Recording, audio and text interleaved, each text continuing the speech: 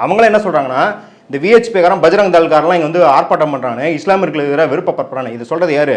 ராமர் கோயிலின் பூசாரி. அந்த அயோத்தியில் ராமர் பிறந்ததாக சொல்லும் இடத்துல இருக்கும் சிலைக்கு பூஜை பண்ணும் பூசாரி சொல்கிறாரு, இவன்லாம் யார்? இவன் இந்த ஊருக்காரனே கிடையாது, இவன் சொல்கிற தத்துவம் எங்களுக்கு வந்து உடன்பாடே கிடையாது, இந்த உலகமே நம்ம குடும்பம் அப்படின்னும் போது நம்ம அண்ணன் தம்பியை நம்மளா வெட்டுறது, நம்ம அண்ணன் தம்பியை நம்மளா வந்து அவங்க வழிபாட்டு இடத்துலேருந்து வெளியே துரத்துறதுன்னு பேசுகிறாரு. இன்னொன்றும் அவர் சொல்கிறார், அதுதான் இருக்கலே ரொம்ப முக்கியமானது. நீ ராமர் கோயில் வச்சுட்ட அப்படின்ற, அதாவது ராமர் சிலையை வச்சுட்ட அப்படின்னா அது மசூதி மட்டும் கிடையாது, அது நம்மளுக்கும் கோயில். அப்போ நீ மசூதியை இடிக்கிற அப்படின்றது வந்து மசூதியை இடிக்கிறது மட்டும் கிடையாது, நீ ராமர் கோயிலும் இடித்து தான் ராமர் கோயில் கட்ட வேண்டும் என்று நினைக்கிறாய். அப்படின்னா நீ என்ன அர்த்தம்? உனக்கு ராமர் மேலே அக்கறை கிடையாது, இந்துக்கள் மேலே அக்கறை கிடையாது. அதனால் அவர் என்ன பண்ணுறாங்கன்னா, இந்த ஆள் இருந்தால் இந்த ராமர் கோயில் ஊர்வலம் வருது இல்லையா, அப்போ அவர் வந்து என்ன சொல்லுவார்னா, அவர் சொல்கிறார், அந்த பேட்டிலே சொல்கிறார், என்னை தாண்டி போய் தான் இவங்க இடிக்கணும், என்னை தாண்டி போய் எப்படி இடிக்கிறாங்கன்னு பார்க்கலான்ற அளவுக்கு ஒரு நிலைப்பாடு எடுக்கிறாரு. அதனால் அரசாங்கம் அவரை பதவி நீக்கம் செய்யுது. கோயில் இடித்ததுக்கப்புறம் அவர் சிபிஐக்கு, லெஹரான் கமிஷனுக்கு சாட்சி சொல்கிறேன் அப்படின்னு முன் வர்றாரு. அவரை போட்டு தள்ளிடுறாங்க. அதுலேயும் இப்போ முரளி மனோகர் ஜோஷி, அத்வானிகள்லாம் கூப்பிட்டு வந்தால் அது பாருங்கள், அது ஒரு பெரிய, எனக்கு தெரிஞ்சு இன்னைக்கு கூப்பிட்டு வந்தால் மரியாதை செலுத்துறதா தான் பார்ப்பாங்களோ இல்லையா, இதனால் அவங்க ஆதரவு சிதைஞ்சிரும் அப்படின்ற அளவுக்கு இல்லை. ஆனாலும் அதுக்கும் பயம் இருக்குது பாஜகவுக்கு. அந்த சின்ன சிதறலை கூட பார்க்க முடியாது. மோடி மோடி மோடின்னு தான் அவங்க யோசிக்கணும். கட்சியிலே நிதின் கட்கரி வளரக்கூடாது, வேறு யாரோ தலைவர்கள், இப்போ யோகி ஆதித்யநாத் பாப்புலாரிட்டி வளர்ந்துச்சுன்னா அவங்களுக்கு எதிராக கட்சிக்குள்ளேயே ஒரு நடவடிக்கை ஏதாவது பண்ணுறது, இல்லை அவங்கள பற்றி ஏதாவது ஒரு டாக்குமெண்ட்டை லீக் பண்ணுறது, சிஏஜி அறிக்கையை வச்சு அவங்களுக்கு எதிராகவே ஒரு எதிர்ப்பை வந்து உருவாக்குறது, இந்த மாதிரி மோடி வந்து பயங்கரமான ஒரு இன்செக்யூரான லீடராக தான் இருக்கிறாரு. அறம் நாடு பார்வையாளர்களுக்கு வணக்கம். இன்று நம்முடன் இணைந்திருக்கும் சிறப்பு விருந்தினர் அரசியல் திறனாய்வாளர் மதுர் சத்யா அவர்கள். வணக்கம் தோழர். வணக்கம் தோழர். ராமர் கோயில் வந்து கும்பாபிஷேகம் நடக்க போது ஜனவரி 16 22 தேதி வரைக்கும் அந்த கும்பாபிஷேக விழா நடக்குது. ஒரு கிரிக்கெட் மேட்சோ ஏதாவது ஒரு மேட்ச் நடக்குதுன்னா ஒரு கேப்டனை கூப்பிட்டு அந்த கப்பை வந்து கொடுப்பாங்க. இந்த ராமர் கோயில் விஷயத்தில் முதன்மையான பங்கு வகிப்பவர்கள் அத்வானியும் முரளி மனோகர் ஜோஷி அவர்களும்.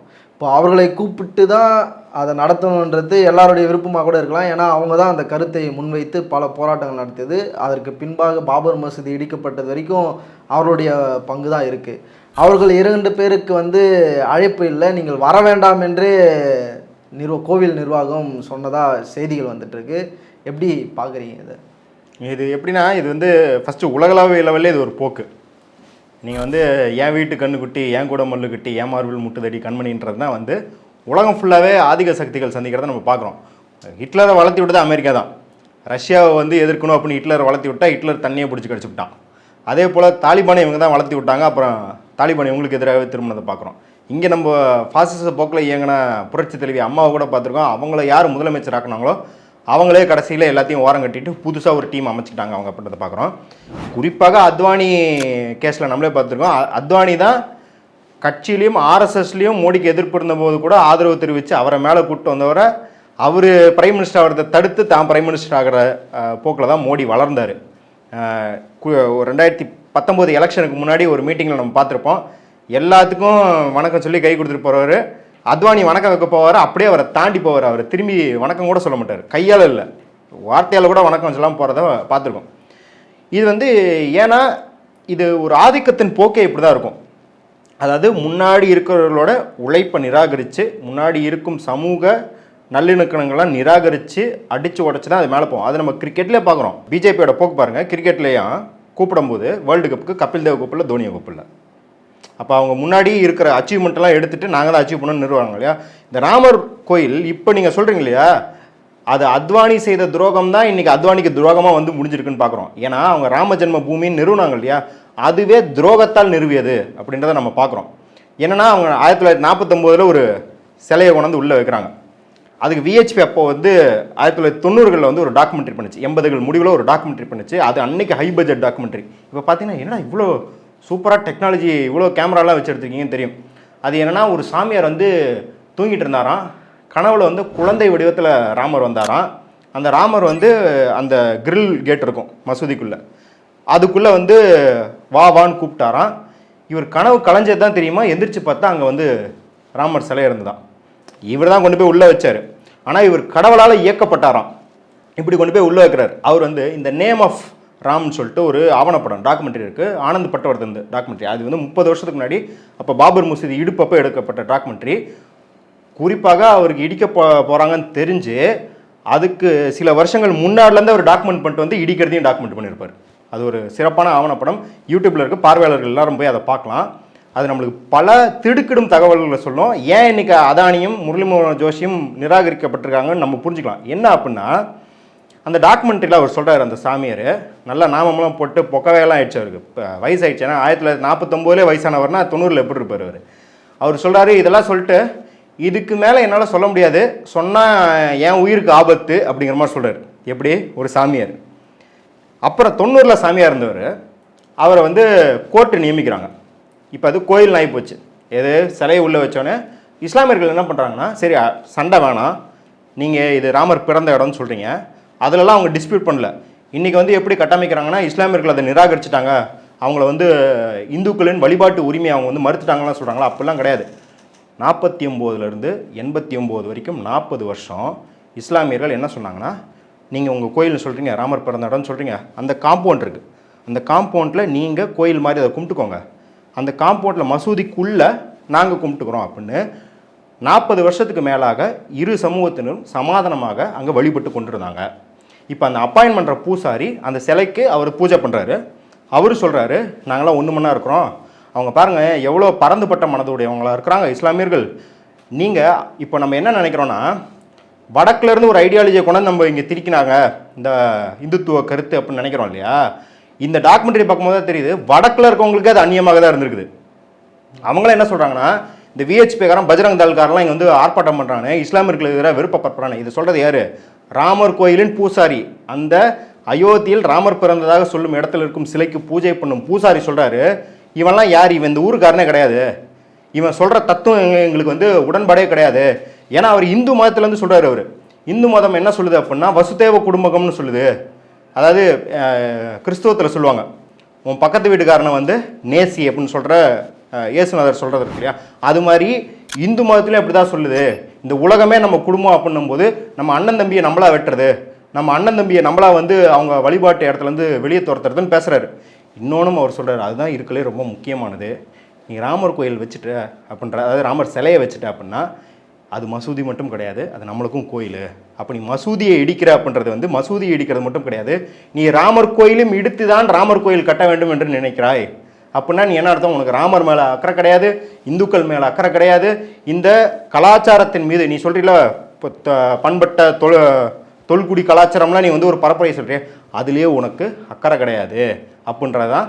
அதனால் அவர் என்ன பண்ணுறாங்கன்னா, இந்த ஆள் இருந்தால் இந்த ராமர் கோயில் ஊர்வலம் வருது இல்லையா, அப்போ அவர் வந்து என்ன சொல்லுவார்னா, அவர் சொல்கிறார் அந்த பேட்டிலே சொல்கிறார், என்னை தாண்டி போய் தான் இவங்க இடிக்கணும், என்னை தாண்டி போய் எப்படி இடிக்கிறாங்கன்னு பார்க்கலான்ற அளவுக்கு ஒரு நிலைப்பாடு எடுக்கிறாரு. அதனால் அரசாங்கம் அவரை பதவி நீக்கம் செய்து கோயில் இடித்ததுக்கப்புறம் அவர் சிபிஐக்கு லெஹரான் கமிஷனுக்கு சாட்சி சொல்கிறேன் அப்படின்னு முன் வர்றாரு. அவரை போட்டு தள்ளிடுறாங்க. நீங்கள் யோசிச்சு பாருங்கள், ராமர் கோயில் அப்படிங்கிறது இந்த நாடு முழுக்க 10,000 இஸ்லாமியர்களை கலவரத்தில் கொல்ல வச்சது அத்வானி, முரளி மனோகர் ஜோஷி, இவங்க தான் ரத யாத்திரை போய் எல்லா இடத்துலையும் கலவரத்தை ஏற்படுத்தியிருக்காங்க. ஆனால் நம்மளுக்கு தெரியாது என்னன்னா, அங்கே இருக்கிற பார்ப்பன வகுப்பை சேர்ந்தவங்களையும் பூசாரிகளையுமே போட்டு தள்ள துரோகத்தில் விளைந்தது தான் ராம ஜென்ம பூமி இயக்கம்.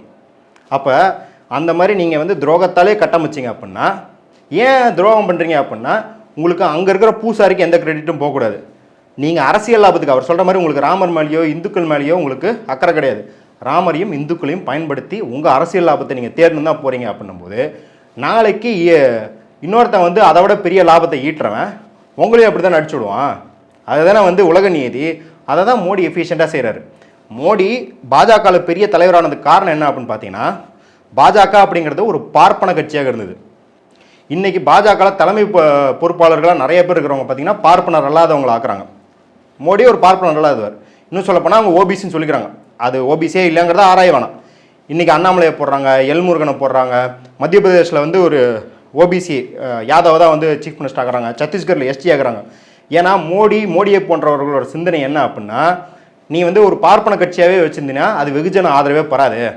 அதனால தான் நீங்கள் அதானியும் வாஜ்பாயும் ஆட்சிக்கு வந்தபோது கூட அவங்க திமுக கூட சமரசனம் செஞ்சுக்கணும், இல்லை வேறு கட்சிகளோட தேவகோடாவோ இல்லை வேறு ஏதோ ஒரு கட்சி கூட சமரசம் செஞ்சுக்கிட்டே இருப்பீங்க.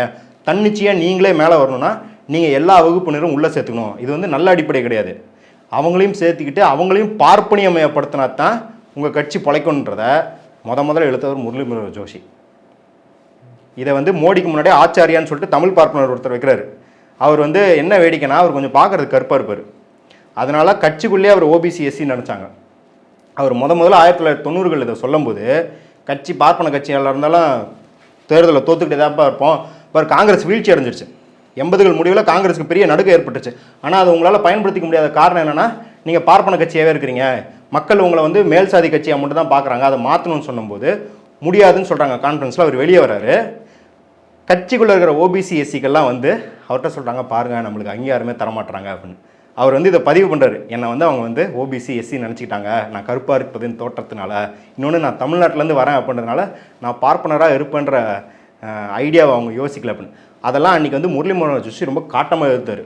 இதெல்லாம் ஒரு கொள்கையா, இப்படியெல்லாம் பேசுறதுக்கு வெக்கமா இல்லையா அப்படின்னு கேட்டவர் முரளி மனோகர் ஜோஷி. இன்றைக்கி அந்த சித்தாந்தம் தான் அவரையே கடிச்சு குதறி இருக்குது அப்படின்றத நம்ம பார்க்குறோம். இதுலேருந்து மற்ற ஆதிக்க சிந்தனை கொண்டவங்களும் கற்றுக்கணும். நீங்கள் என்றைக்கு ஆதிக்கத்தை வளர்க்குறீங்களோ 10 வருஷத்துக்கு முன்னாடி நீங்கள் வளர்த்தி விடுறதே பாம்பே உங்களே கொத்தும் அப்படிங்கிறத நம்ம பார்க்குறோம். அதனால தான் வந்து அவங்கள இப்போ நிராகரிச்சிருக்காங்க. ஏன்னா இப்போ அவங்கள கொண்டு வந்தால் இந்த வெற்றி உங்களுக்கானது இல்லை அவங்களுக்கானதுன்னு நிறுவிடுவீங்க. அப்புறம் எப்படி 24 தேர்தலில் நீங்கள் போய் வந்து வாக்கு கேட்பீங்க? இல்லை, இன்னுமே இந்த சித்தாந்தத்தை தான் இவர்கள் நம்பிட்டு இருக்காங்களா? 10 வருஷம் ஆண்டு இருக்காங்க, இன்னுமுமே இந்துக்கள் வெர்சஸ் முஸ்லீம் இந்த கட்டமைப்பின் மூலமாக தான் ஜெயிக்க முடியுன்ற கட்டாயம் பாஜக இருக்குதானே? கண்டிப்பாக இருக்குது. ஏன்னா நீங்கள் எதை காட்டி வேறு எதை காட்டி ஜெயிப்பீங்க? பொருளாதார வீழ்ச்சி. நீங்கள் வந்து மேக் இன் இந்தியா, இந்தியாவை வந்து ஒரு உற்பத்தியின் தளமாக மாற்ற போகிறேன், இனிமேல் வந்து ஃபாரினுக்கு போனீங்கன்னா எப்படி நீங்கள் எல்லா துணியிலும் மேட் இன் சைனா தான் பார்க்குறீங்க, இல்லை மேட் இன் யூஎஸ்ஏ பார்க்குறீங்க, இனிமேல் இந்தியா தான் வந்து அதில் தலைமையாக இருக்கும், எங்கே போனாலும் மேட் இன் இந்தியான்னு தான் பார்ப்பீங்க அப்படின்னு சொன்னவர் இன்றைக்கி வந்து 16% உற்பத்தி மேனுஃபேக்சரிங் இருந்தது. ஜிடிபியில் 14% வீழ்ச்சி தான் அடைஞ்சிருக்கு, பெருகலை. அப்போ அதை வச்சு கேட்க முடியாது. வேலையின்மை, இளைஞர்களுக்கு வேலையே இல்லை. அதனால தான் வந்து எல்லோரும் வந்து டிக்டாக் பண்ணி பொழைச்சிக்கலாம், இல்லை வந்து ஜொமேட்டோ ஸ்விக்கியில் ஓட்டி தான் பொழைக்கணும் அப்படின்ற அளவுக்கு நீங்கள் இளைஞர்களை தள்ளியிருக்கிறீங்க. எல்லா என்ட்ரன்ஸ் எக்ஸாம்லையும் கியூ பார்த்தீங்கன்னா லட்சக்கணக்கான பேர் கியூவில் நின்றுருக்குறாங்க அந்த மாதிரி. அப்போ அதை வச்சு வாக்கு வாங்க முடியாது. வேறு வந்து மாநிலங்களின் நல்லுறவு பேணிருக்கிறோம், சுகாதாரத்தை பேணிருக்கோம் அப்படின்னா அதுவும் கிடையாது. நீங்கள் எந்த ஸ்வச் பாரத் சிலிண்டர் கொடுத்தோம் எல்லாம் சொல்கிறீங்களோ ஆய்வுகளும் மக்களோட கருத்து கணிப்புன்னு பார்த்தா அதுக்கு எதிராக இருக்குது.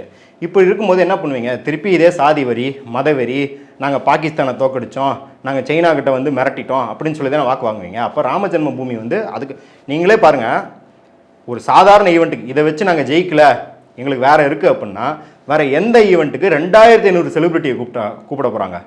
2500 செலிபிரிட்டினா அதில் அமிதாப் பச்சன்லேருந்து, ஷேவாக்லேருந்து, கம்பீர்லேருந்து, பாடகர் அர்ஜித் சிங்லேருந்து எல்லாத்தையும் கூப்பிட போகிறாங்க. அப்படின்னா அப்போ இது வந்து எலெக்ஷனுக்கு அவங்களுக்கு எவ்வளோ பெரிய முக்கியத்துவமான ஒரு திறவுகோலாக இருக்குது அப்படின்னு பார்க்குறோம். கரெக்டாக எலெக்ஷனுக்கு முன்னாடி இத்தனை வருஷம் ஆட்சியில் இருந்தீங்க, பாபர் மசூதி தீர்ப்பு வந்து 2019 வந்துச்சு, ஏன் எலெக்ஷனுக்கு ஒரு 2-3 மாதத்துக்கு முன்னாடி வைக்கணும்? அப்போ இது வந்து ஒரு பெரிய ஆயுதமாக தான் இன்னுமே பாஜக பார்க்குது.